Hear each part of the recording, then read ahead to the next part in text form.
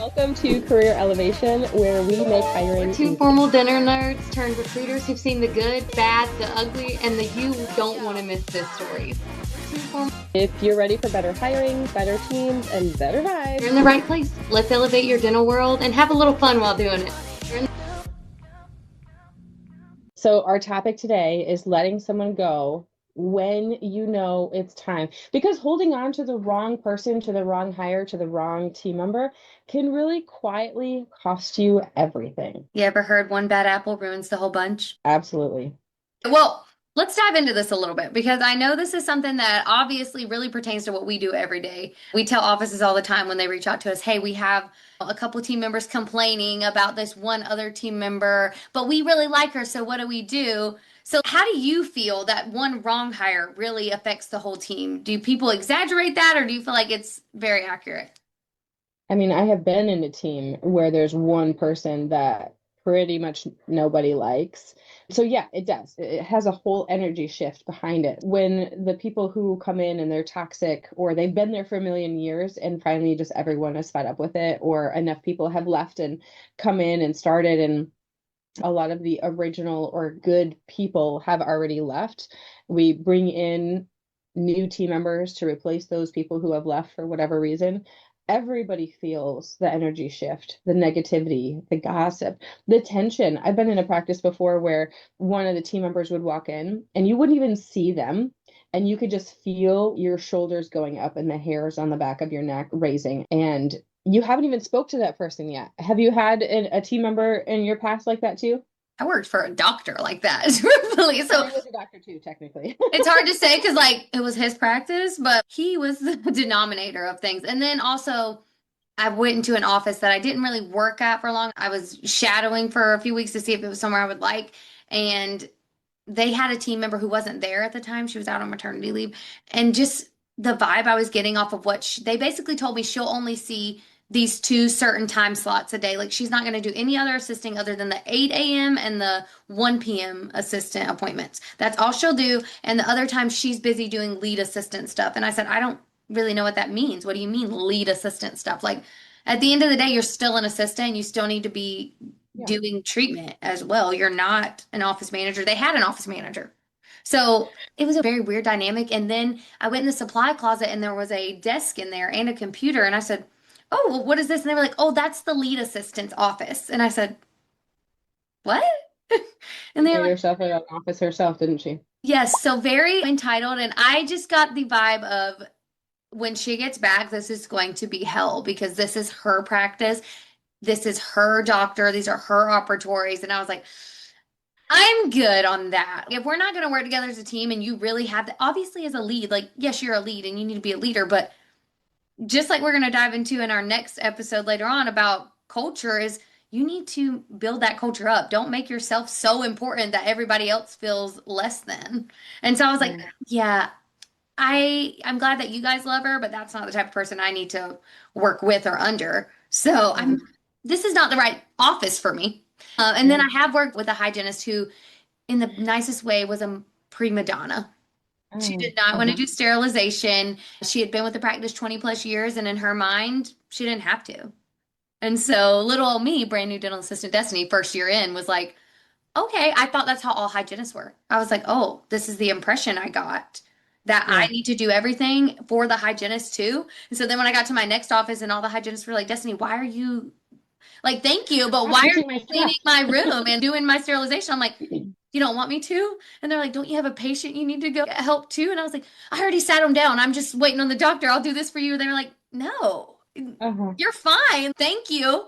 But you have stuff to do too. It's okay. And I was just shell shocked that not every hygienist felt that way and treated people that way. So it really is about the person and how they fit in that team dynamic. So when you And have that what's allowed.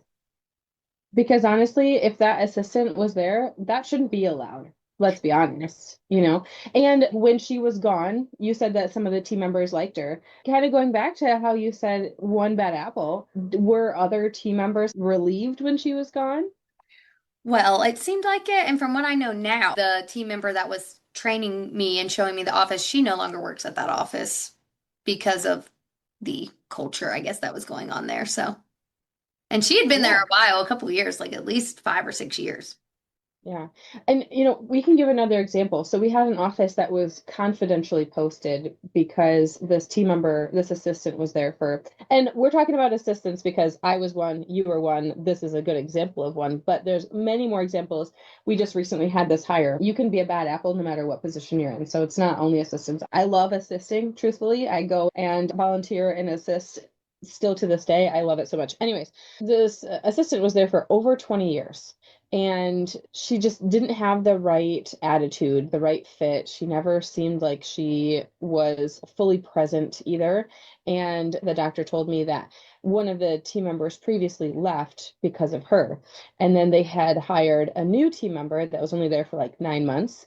And she said, I'm so sorry, I have to put in my notice. I just can't stand working with this person anymore.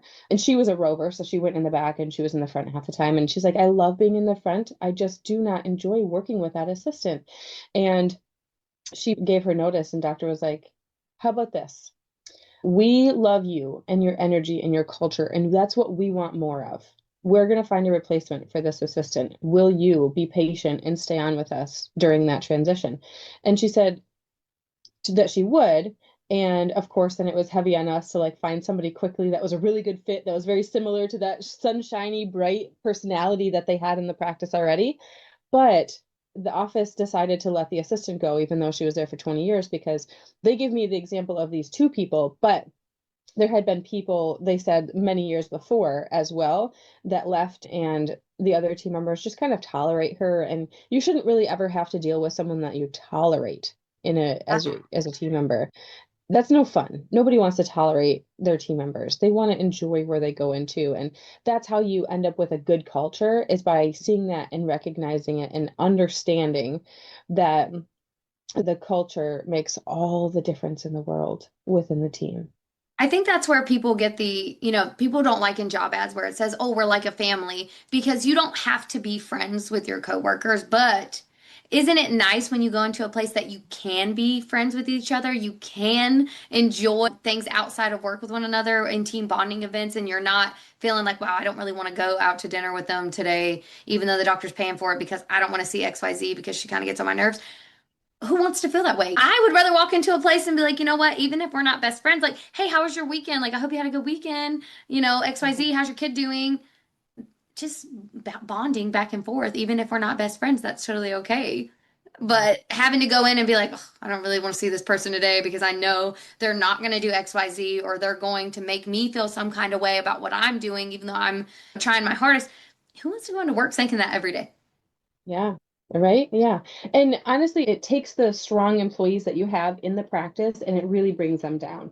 Like you can have A-level employees, like the best of the best. If I could duplicate you, that's an A-level employee. If I could duplicate you as a hygienist, as a front office team member, as a dentist, whatever position, that's an A-level team member. And ideally, you want all A's and B's. And you get somebody in to a practice that's a C, and C stands for see your way out of here, like let's get you out. We don't want you to be here, because those C employees will bring the B's down, and instead of the A employees helping the B's Come from up. being a B to an A. So I think that that makes a really big difference. And yeah, it's not so fun, not so fun. Well, I know we obviously kind of just covered this question when we talked about the doctor that we were working with who decided, let me let this 20-year assistant go and keep my new one who fits better with my culture. What's the biggest mistake you see with an office when they know something's not working? They know this person is not good, but they're just not doing anything about it. Where's their biggest mistake lie there for you? Waiting too long. Did you think the same thing? Yeah, and whenever we see offices like this, the only thing that pops into my head, Wendy, is every time you've told me hire slow, fire fast. Hire slow, fire fast. Because at the end of the day, if you're dragging your feet about it, you're just condoning the attitude and the way that they are acting. And at some point, your other team members, regardless if they're an office manager, an assistant, whatever, they're gonna get fed up. And when do you wait to the point to where somebody's so fed up that they say, no matter what you tell me right now, I'm done? Yeah. I ask team members that all the time when I'm like, I see you in an interview, you seem so great. And they'll say, I'm leaving because there's a team member in the practice that's not so great, or I'm leaving because I don't get good pay, or I'm leaving because of whatever reason. And I like to ask them, what if that team member was gone? Would you stay? because sometimes that happens when I'm in an interview process and the office that the candidate is working with, they'll say, I'm going to put in my notice and work with the company that you're interviewing me for. Sometimes that happens where the office will say, actually, we'll get rid of them and then will you stay? Like what this confidential office was. Same situation. And sometimes it's only the one employee that can drive people away. But do you want that to happen? Right? You want to create the culture where you and everybody else wants to work. And then you have to hold the accountability on it. If you're not going to fire, how are you holding that person accountable and changing their actions? Because at the end of the day, you can sit somebody down and they can say, okay, yeah, I will change that. Or, yeah, I understand. 3 days from now, they may not have taken any of that into account and they're still acting the same way. You have to set clear expectations and consequences on if this doesn't change, here's what's going to happen. And I know that sucks. And I feel for the doctors and office managers that do it and the business owners. But at the end of the day, you have to do that. When we say fire fast, I'm not saying don't give anybody the chance to fix themselves. But after 20 plus years, how many chances have you given them to fix themselves? Yeah. And they'll fix themselves for a month and they'll go right back. Would you want to stay with a partner for that long and have the same issues pop up month after month? No. Why would you tolerate it in a working situation? So I think people assume that if they just avoid the conversation, that it's just going to fix itself. And let's be honest, it's not going to happen. So, yeah. Do you have any thoughts behind why offices take so long to make that decision? I think it depends on the person who has to make the decision, either the office manager or the doctor, the type of person they are. I know we've worked with many doctors who say, we're hiring for an office manager right now, and she needs somebody a little bit more blunt than her because she gets walked over sometimes. And she's open to that. She understands her personality, and that's okay. But she said, I need somebody that can be a little bit more heavy handed in that department and take that over for me because we can't both be getting walked over in that aspect. Yeah, yeah. And I think waiting 20 years is definitely too long, but sometimes I think people think that waiting until the moment is right.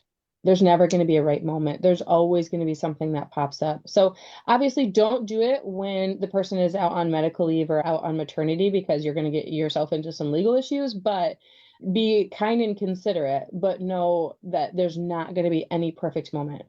And it's not going to be a good moment either when they make a really big mistake and you decide to snap on them and say, you're done, get out of here. That's not going to be any more helpful. So I think it's going to be more painful the longer that you keep the team member on. So that person that was there for 20 years, they really should have been let go within a year or less. Sometimes it takes a little while to know if the person is right for your practice or not, but 20 years, if they're right or not. I say within the first 30 days, I think you can tell.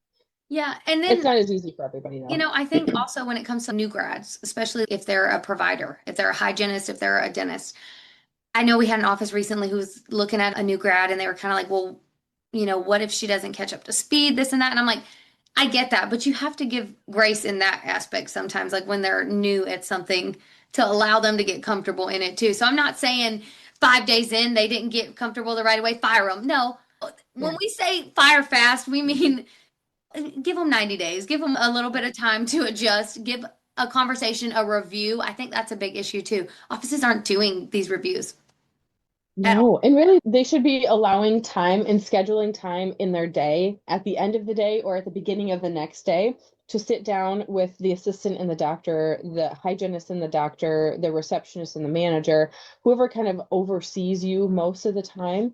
I think it's really important to set aside time because then you can ask questions and not feel so much of a burden. I mean, I've been a new employee many times in my life, and I feel like a burden when I'm asking questions. But if you set aside time, you feel so much less like a burden. And then at the end of the first week, you can say, this is what I've learned, this is where I've grown, and where do you expect me to be? What are we going to be learning next week? Or what are we going to be learning in the next month? Because if you have goals to hit something at week 2 or week 4 and you're not hitting them, is there a good reason why you're not hitting your goals of learning different aspects. That makes sense for what happens. Maybe somebody unexpectedly got a cold and they couldn't come into work or something like that. And that's makes sense, right? That's unexpected, but that's okay. But if they're just not trying, then they're just not going to continue to try the whole time they work for you. That's just kind of how it's going to be.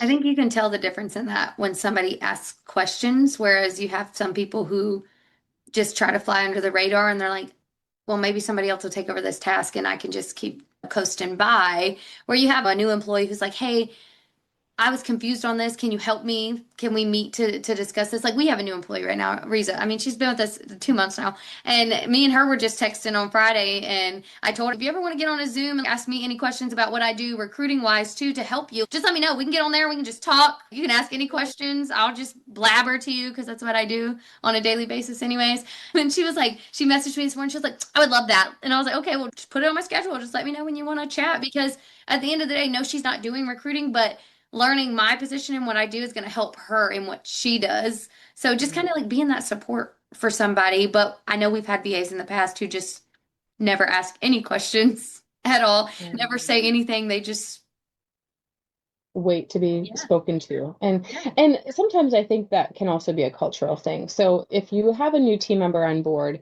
and that happens, or that's what's happening, maybe ask them rather than assuming that they just don't want to be there, that they don't want to work. Maybe ask them some questions about how comfortable they feel about asking questions or what has been their past experiences too. Because with some of the team members that we've had, they've just had really bad bosses and really bad team members, and they think that if they get in a meeting with you that you're going to go and tattle on them. You know what I mean? Like that's not how it is here. We're all here to learn from each other and to grow, and that's what I want everyone to feel.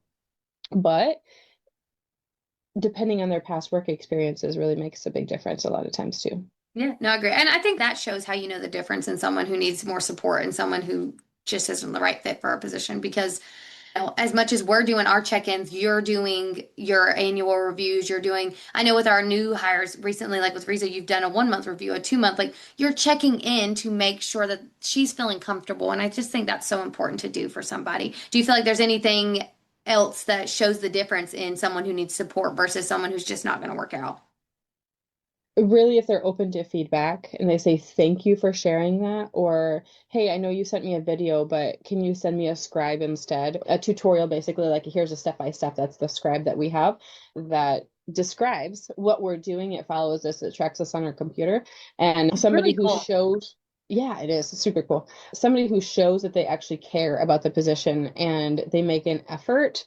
And for me, telling on yourself makes a big difference. Like, hey, I know that I made a mistake. I know this isn't right, but I'm not entirely sure how to fix it. Can you help me with it?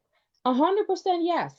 You bring it to me. You bring me the problem before I see the problem. I will be happy that you made a mistake. Because for me, if you're failing, I want you to fail forward. I don't want you to fail and not say anything and then feel some kind of way because you know that you did something wrong or you made a mistake. I want you to fail forward. I want you to come to me and say, I tried really hard on this. It's not what I thought it was going to be, or I made this mistake and I've tried every which way to figure it out. So when people bring problems to me and they bring solutions to me, that shows me that somebody actually cares. Now, if they just sweep it under the rug and there's a mistake that they make and I find it out and they know that there was a mistake and I bring it up to them and they say, "Oh yeah, I know. I was going to fix it next week." Why not? Yeah, do it now. If you see a problem, fix it now. Then you have me who panics. I'm like, hey, Wendy, I messed this up. I'm so sorry. Please don't fire me. And you know what? It's usually not a big deal. It feels like a big deal when you make a mistake, but 9 times out of 10, it's not a big deal. It's not as It's big not of a life or deal as it death. feels inside. No, yeah. I mean, not for what we do, Yeah, like, and most of the time, as somebody who works in a dental office, most of the time for you, it's also not life or death, yeah. you know? But own up to the mistakes. You know, that empathy too, like showing that you care that you made the mistake by telling on yourself, it really shows the type of person you are. Because if you don't care and you don't address the mistake you made, you're just like, well, I don't care about this business or this office or, these people I work with. You don't care enough. If somebody is listening right now or they're thinking of a specific employee or a situation, what would you say to them right now in this situation? If you can listen to this, whether you're listening to it in your car, if you're watching us on YouTube or whatever you're doing, and you're sitting there saying, we'll just say Tina, for example, is this person, Tina is causing this issue in my practice. You need to think about your team. You need to stop just thinking about, well, I don't want to do this because this person has kids and I can't fire them because I feel bad. What about the rest of your team? How do you think they're feeling every day? If you can sit here and listen to what we're saying to you and this person's popping into your mind, I'm telling you, the people who are working side by side with that person every day and doing the minuscule day-to-day tasks that have to be done, they're thinking it all day long, all week long. And they just don't Mhm. want to complain if they're not saying it to you. Yeah. And if Tina has kids and you're worried about her, like you said, consider the other team members because they're bringing home that baggage to their kids. So you're affecting one person and their kids and their family, but you're also, by not firing them, you're affecting every single employee and their family and their partner and their best friend and their spouse because they're going to let it all out. They Yeah. have to vent, they have to be able to talk about it. Not everybody, but most people do. And so you're not only affecting that one person and their family by letting them go, you're affecting every other employee and yourself, My sister has that issue right now at her work. her manager, right? Yes. They've moved to the corporate building. I'm probably sharing a bit too much info, but this isn't dentistry, so I can. They'll never watch this. And if they do, well, you should listen to me as a recruiter. Sorry. But they've now moved to the corporate office where the big guys are at, and they've noticed it and they're taking notice, but they're not doing anything about it. And it's like, well, you can take notice all you want and say, I see what you're saying, but you're not taking the initiative as the boss to make that change. You see it, they see it, you're telling them that you see it and they're still not changing anything. That's the problem right there. That is causing burnout on your other employees, and that is why your retention rate is so low. Yeah. And trust your gut. Like we always say when we're interviewing, if an office meets with somebody, if they're just a maybe and you're going to say yes because you need the seat filled, a maybe is always a no. Don't ever try to turn a maybe into a yes. It's not going to happen. Not every position is meant for every person. Not every person you interview is going to be right for your practice, and that's okay for a lot of reasons. Yeah. And if you're the person in the office that everybody's thinking about, maybe you're watching this and you're sitting here thinking, maybe that's me. Maybe I'm not up to par to where I should be. Because guess what? We're human. Me and Wendy say this in every interview we are. We are human people. We are not perfect. We have flaws that we can work on, weaknesses that we can change. Take this into account, reflect in yourself, and realize that nobody's coming after you by saying this, but what can you do to be a better team member for those around you as well? What can you change if you really want to? Now, if you're the type of person that just says, I'm perfect and I don't care, you're wrong. And I hate to tell you You're that. prob- Actually, I don't Those hate to people are tell you. probably not listening to this. Probably not. Like, you probably don't care to better yourself here or listen to any of this. But, you know, reflect in yourself. Take some self criticism from you because you know you best. I know I look at myself in the mirror today, some days, and say, Destiny, could you have done this better? Could you have folded the laundry yesterday that you should have folded last week? Absolutely. Is that my one of my weaknesses? For sure. Yeah, But and we have to be able to do that as people, as adults. yeah, I mean, we all should be growing as we're moving along through this floating rock in space, and we can only try to do better. And if you're trying, that's really what the people around you need. So, all right, friends, that's a wrap. If today's episode gave you a laugh, a tip, or maybe just a little sanity, hit that follow button and share this episode with somebody in dentistry who needs a tiny miracle in their hiring life. We've got more stories, sass, and strategy coming your way. Until next time, stay elevated.